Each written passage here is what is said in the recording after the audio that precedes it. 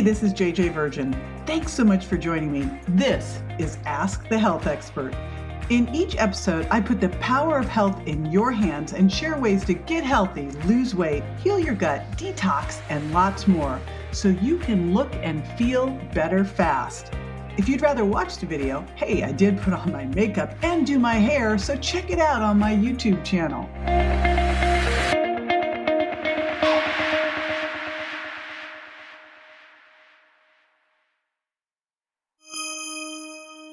What if it turns out that there was a really simple way to hack your metabolism and burn fat almost effortlessly, and maybe even live longer? Well, it turns out there might be, and it's based on some pretty cool new science. Hey, it's JJ. Now, if you want to keep up with the latest research on things that will help you get healthy and then bonus, lose weight too, make sure you don't miss out. Hit like and subscribe to this channel and you'll be good to go. If you've heard of the blue zones, you know that people living in those 5 places are living a lot longer than just about everybody else, sometimes past 100. And more importantly, they're healthy too, because who wants to live to 100 unhealthy, right? Now, even though they're spread out around the world, they have pretty much the same lifestyle habits. And there's some surprising things. In fact, one surprising thing that they do that you can easily do too, no matter where you live. If you want to get healthy, feel better, and lose weight too, you probably already know that being overweight can put you at risk for disease. And it can also decrease your life expectancy and the quality of your life. So if you want to avoid that, it makes sense to look for examples of people who seem to have cracked the code, like the people who live in the blue zones. They're active and lean way into their senior years. It's the closest thing anyone has come to discovering the fountain of youth, I think. So what's their secret? Well, first, if you don't know, the blue zones are 5 areas around the world where people live the longest and healthiest well into their old age. And listen to these ones because you'll go, huh? It's Okinawa, Japan, then Sardinia, Italy, then Nicoya in Costa Rica, then Ikaria in Greece, and then, I find this one the craziest, Loma Linda, California. Now, they might seem like they got nothing in common, but they actually have a lot of things in common. Things that seem to be the key to their health and long lives. And here's what's interesting. It's not just diet and exercise. It's also things like having a sense of purpose and minimizing stress. And yes, of course, I'm going to talk diet and exercise because that is, of course, a piece of it. Now, they eat mostly a plant-based diet. And by the way, they eat real food, right? And they do something active every single day. And of course, that makes sense because you always hear diet and exercise are important to your health and to losing weight. And that's true. But the people in the blue zones aren't exactly killing it at the gym. In fact, most of those places don't have gyms, right? So what are they doing instead to stay active?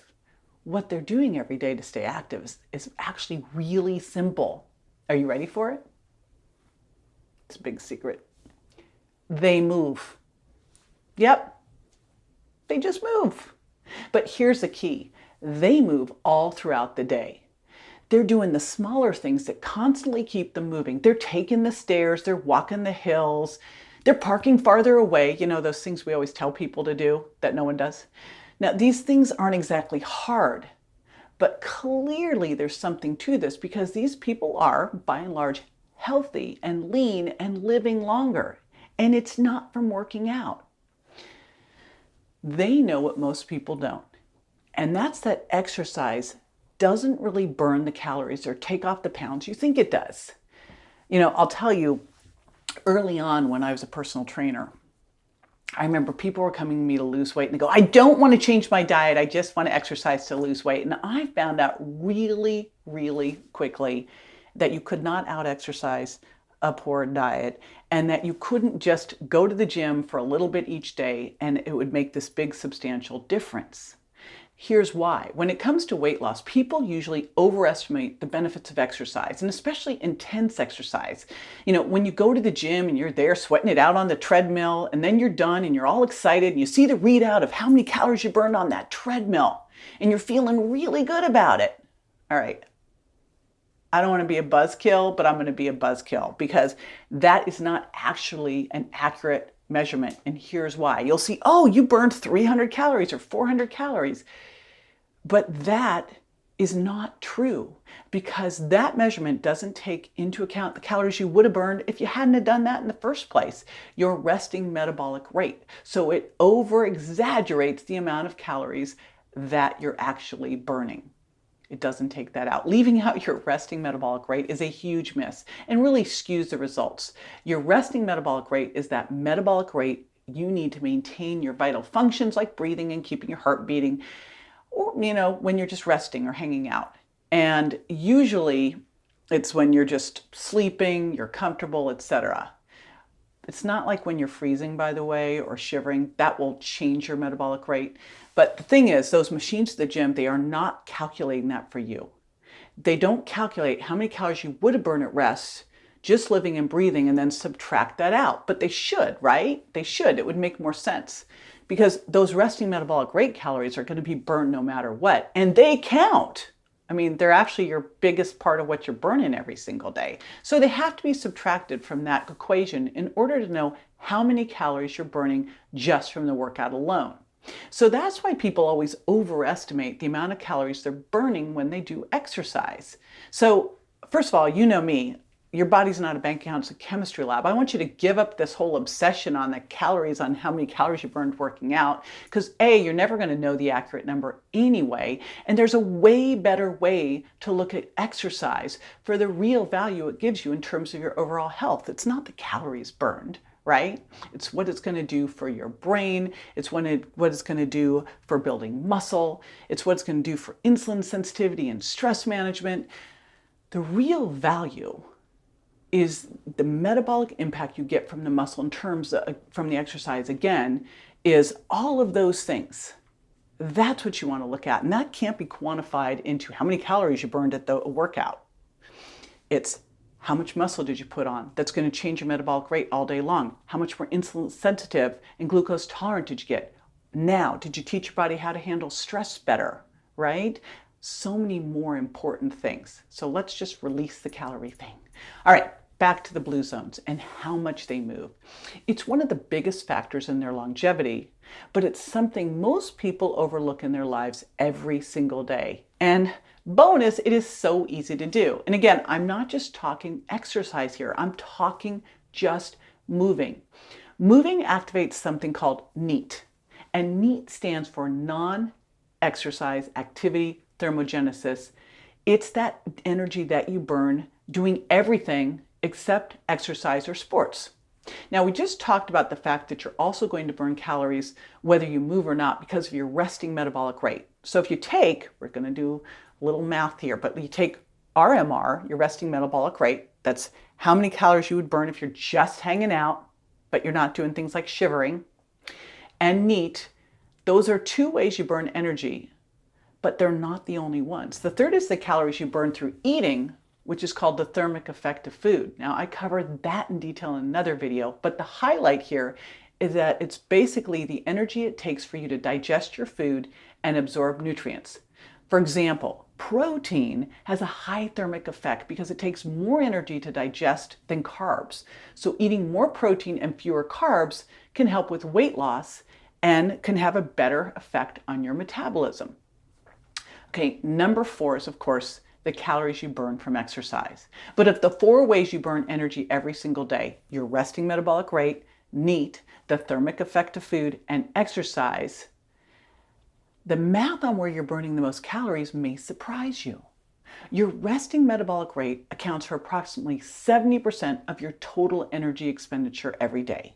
NEAT represents about 15%.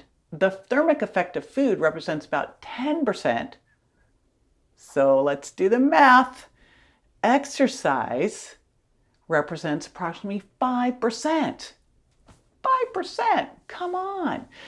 So there you go. The energy you burn from exercise is the lowest percentage of your daily total. The highest is your resting metabolic rate, next followed by NEAT. That's a big aha, right? The calories you burn through NEAT are a game changer, and it's a big part of what's going on in the blue zones. So it's time to get moving. But just know that your mileage may vary because NEAT isn't the same for everybody. It increases the more you move, so the more the better. And here's the cool thing. Like, that means, you've heard that sitting is like smoking cigarettes. So you want to stand as much as possible. You want to fidget as much as possible. You want to get a little cold as much as possible. All these things are neat. There was one study that measured NEAT in lean and obese people who were all sedentary and had similar jobs. The obese people sat about 2.5 hours more a day than the lean people. The leaner folks stood up or walked around over 2 hours more each day. 2 hours more each day. So what we're learning is that fidgety people, right? If you're a fidgeter, you could burn 800 to 2,500 more calories a day than someone who's like sitting still. Kind of look at all those teachers who told you to sit still, like all the damage they could have done. You tell your kids to ignore them, right? You tell your kids to fidget. And look, I know you already know you should park your car farther away from Target, but you never do it, do you? I mean, if that was the case, there'd be lots of spaces at the front, and there never are. So we know no one's doing it, but maybe now you will. Now that you know that more movement will activate your knee, you'll rethink where you park because the little things do matter. And by the way, I've got an office upstairs in my house, and the kitchen and everything else is downstairs. I was going to get a little refrigerator and a coffee maker up here. And I thought, no, you are not going to do that. You're going to go up and down the stairs, up and down the stairs, up and down the stairs. Then I'll tell you another little story. My little doggie, my 6-pound dog Daisy, when I was traveling a lot, was living with my ex-husband, who may have overfed her a little. And I got her back and she was 10 pounds. She's supposed to be 6 pounds. So that was quite a weight gain. And one of the things I just did was have her moving a lot more. I had her, we were living in a house with stairs. We just moved into it. She followed me up and down and up and down and up and down all over the place. And we did that with some intermittent fasting, and boom, got the weight off her pretty quickly. So do not underestimate all of the little things that you can do every single day to activate your NEAT. All right? Ask yourself, hey, how can I incorporate more movement into my life? Can I do my conference calls standing up instead of sitting down? Can I work from a stand-up desk? Can I read that article while I'm walking on a treadmill? Can I do my meetings and conference calls while I'm out and about? Can I listen to that podcast or seminar while I'm moving or doing some gardening? Or here's one. How about, can I use a regular old push vacuum cleaner? Remember those? Make this your new rule. If someone calls to ask what you're doing while your Roomba is running, you're not allowed to answer that. You're vacuuming. That doesn't count. All right. Obviously, activating your NEAT will be unique to you and what your day is like and where you live. But bottom line is it will pay huge dividends. So find a way each day to make this simple change in incorporating moving more, even fidgeting, into your life, because it's going to make a big difference in your health and your weight and how you feel. Now, if you've enjoyed this video, please let me know by hitting like and subscribe to stay in touch. Up next, check out my video on 5 things you're going to want to do to make the transition to menopause as easy and painless as possible. See you there. For more info on this and other health topics I cover, or to rate and review, find me on Instagram, Facebook, and my website, jjvirgin.com. And don't forget to subscribe to my show so you won't miss a single episode. Go to subscribetoJJ.com. Thanks again for being with me this week.